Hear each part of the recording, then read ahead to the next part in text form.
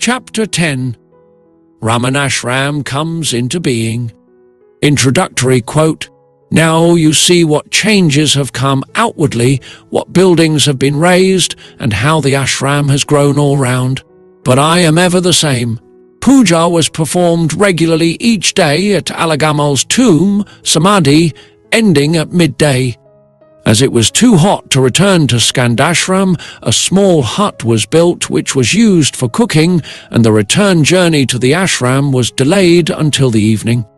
Eventually, Chinnaswamy decided to stay there permanently and lived in the hut along with Dandapaniswamy.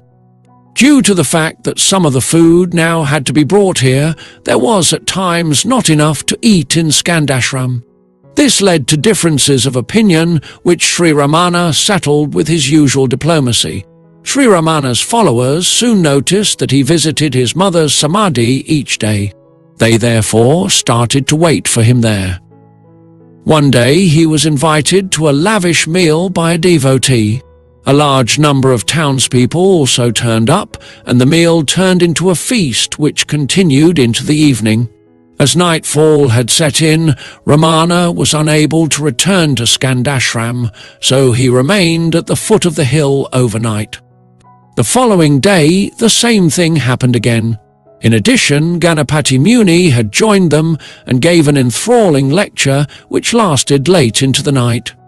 Over the days that followed, Sri Ramana was always detained for some reason until it was too late to return to Skandashram.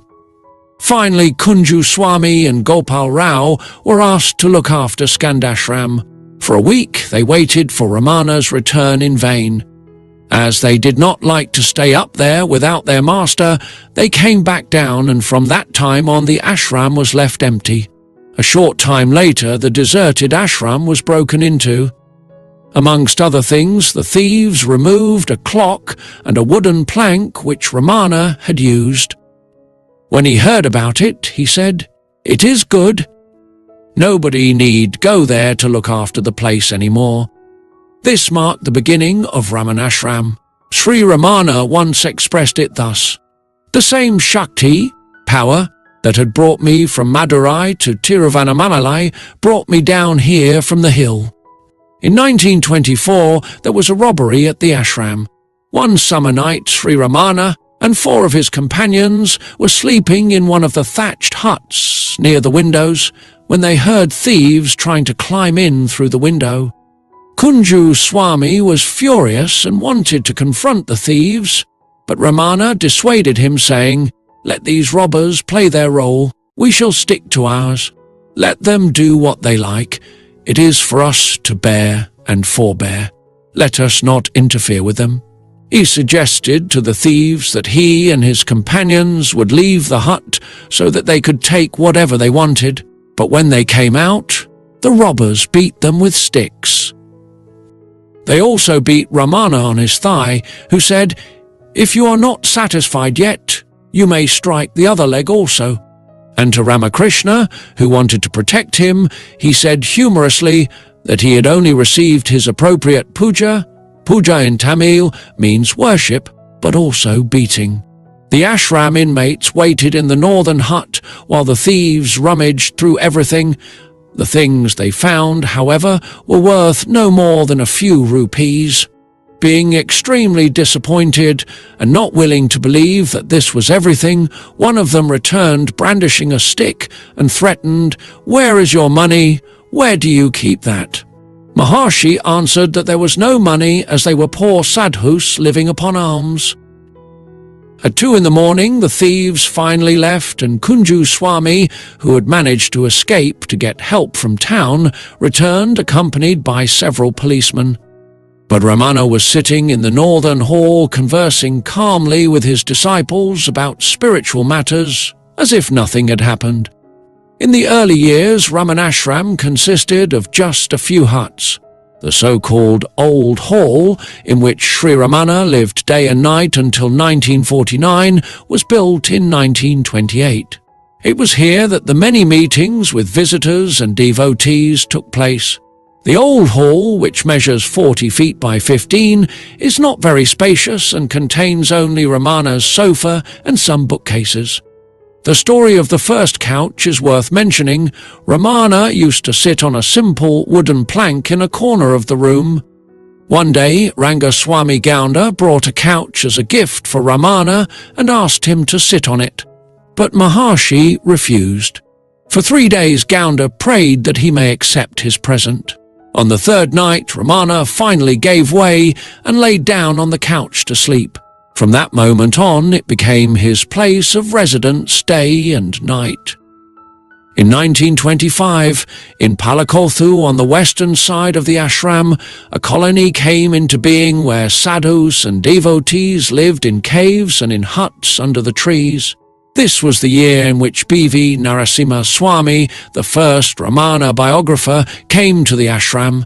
It was his intention to stay a long time, but as the ashram resources were very limited, he decided to look after himself and built a small hut at Palakothu. He was soon joined by other devotees, as it had by now become the custom that only those who worked in the ashram were allowed to stay there for any length of time.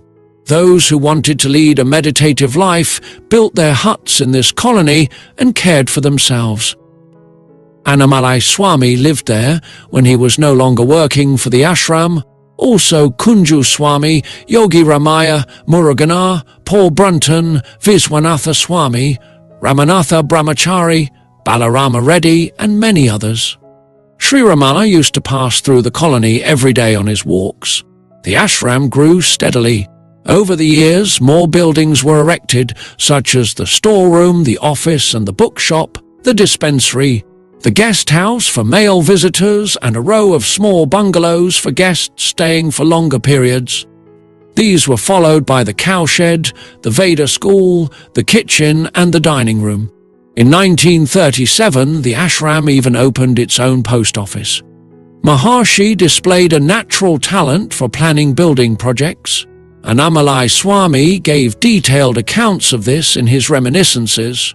Godman, living by the words of Bhagavan. For many years he was entrusted with the task of supervising the projects and received his instructions from Ramana directly. These instructions were never given in the form of a command, but more in the form of a suggestion. So Ramana would say that he had just had this or that idea, and that if he wanted to, he could do it like that. Sri Ramana inspected the work each day. Before work started, he would explain to Annamalai Swami what needed to be done. Sometimes he would draw a few lines on a piece of paper to illustrate what he meant. Apart from these small sketches, there were no construction drawings. All buildings originated from Ramana's simple plans, with the exception of the storeroom, which a local building contractor had drawn, and the temple for the mother, which was erected in accordance with the plans of a master temple builder. The engineers amongst the devotees offered their assistance in the form of construction drawings. All these plans were placed before Ramana, but without even unfolding them, he laid them aside and explained. Before we came here, all these buildings had already been planned by a higher power.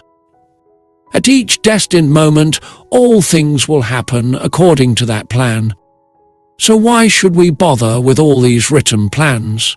The impression which is sometimes given that the ashram came into being around the Maharshi without his participation is therefore absolutely wrong.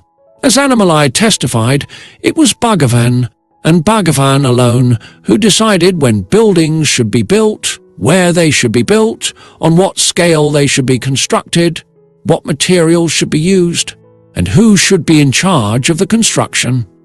The financial side was the only aspect in which he did not interfere and which he left in full to Chinnaswamy, who had taken over the ashram management in 1929. Often there was no money available for new building projects. Nevertheless, Ramana initiated their start. Then Chinnaswamy would complain about the imminent financial ruin the ashram was facing, but sufficient donations were always received to enable the current project to be finished. In 1942, the building of a small 3-roomed hospital was started. It was designed to be used only for distributing medicine to outpatients and as a first aid station, but it was here that the operations were later carried out to treat Sri Ramana's cancers. Sri Ramana showed particular interest in the construction of this building.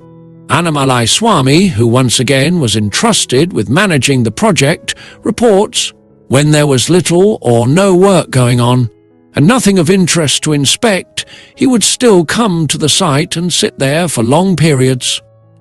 On these occasions he would often look at me and give me the same type of darshan involving a direct transmission of grace through the eyes that he frequently gave to devotees in the hall." Sri Ramana not only took great interest in the various building works, gave advice and instructions, and each evening asked for a progress report from Annamalai Swami, he also liked to participate in the work himself. He evidently felt more comfortable on the building site outside than on his couch. He would have liked to have participated more fully in this physical work if only his devotees had allowed him. But they thought it inappropriate for him to do strenuous physical labor. In addition, he also had to care for the increasing numbers of visitors who often came from afar for the sole purpose of having his darshan. Once, when he was visiting the building site, his attendant Madhava Swami announced the arrival of new visitors. Sri Ramana replied jokingly that a new warrant had been issued for his arrest, and it was now time for him to return to jail. One of the most important and lengthy building projects was the erection of the new temple over the mother's samadhi. The project was started on 1st of September 1939, exactly 43 years after Sri Ramana's arrival at Tiruvannamalai. Again, he showed great interest in the construction work. Exceptionally, it was not he who did the drawings, but a master temple builder who brought with him several stonemasons experienced in temple construction. The temple building placed an enormous strain on the ashram finances. Chinnaswamy obtained the best teak wood from Burma and wanted to use only the highest quality material. At times there was not enough money to pay the workers, but then, unexpectedly, donations would be received. Feroza Taliar Khan, a member of an aristocratic Parsi family, reports how she raised considerable funds for the Mother's Temple and the new hall on behalf of Chinnaswamy.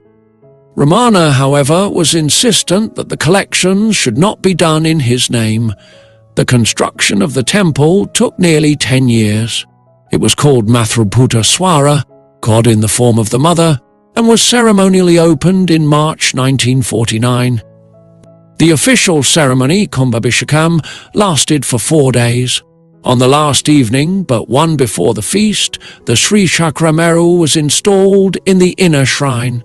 Major Chadwick reports how Ramana himself supervised the installation. It was an extremely hot night, and with 3 charcoal retorts for melting the cement, adding to the heat.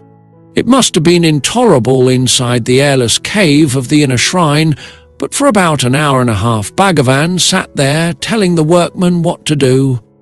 On the last night of the function he went in procession, opening the doors of the new hall and temple and passing straight up into the inner shrine, where he stood for some 5 minutes with both hands laid on the Sri Chakra in blessing. At the time of the Kumbhabhishekam, Sri Ramana was ill with cancer and had already been operated upon twice. The new hall was finished at the same time as the Mother's Temple. The old hall had become far too small to accommodate the large numbers of visitors. These were the last buildings to be constructed during the Maharshi's lifetime. Thank you for listening. Please subscribe to Biography Central channel and share with your friends. This will help us reach more viewers.